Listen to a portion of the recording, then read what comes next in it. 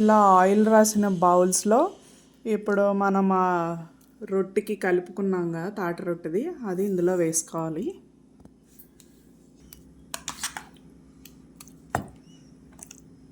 ఇలా వేసుకోవాలి. 2 బౌల్స్లో వేసుకుంటే, పల్చగా వేసుకుంటే కొంచెం మంచిగా ఉడుకుతుంది అన్నమాట. బియ్యం రవ్వ కాబట్టి కొంచెం పల్చగా వేసుకుంటే బాగా ఉడికి తినడానికి సాఫ్ట్గా బాగుంటుంది.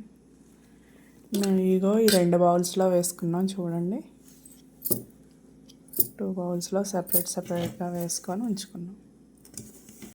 ఇలా సింపుల్గా తొందరగా ఉడకాలంటే రైస్ కుక్కర్లో ఈ గిన్నెతో వాటర్ పోసుకొని ఇవి ఉన్నాయి కదా ప్రిపేర్ చేసుకున్నా అవి ఇందులో పెట్టాలి.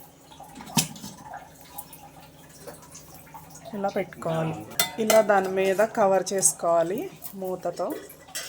నెక్స్ట్ కుక్కర్ మీద మూత ఇలా పెట్టుకొని స్విచ్ ఆన్ చేసుకొని ఇలా పెట్టుకున్న తర్వాత ఒక 40 మినిట్స్ తర్వాత మనం ఒక చాక్తో ఇలా గుచ్చి చూసుకుంటే అది ఉడికిందో లేదో తెలుస్తుంది. కుక్కర్లోంచి తీసిన తర్వాత ఇలా పెనం పెట్టి కాల్చుకుంటే క్రిస్పీగా వచ్చి చాలా బాగుంటుంది టేస్ట్.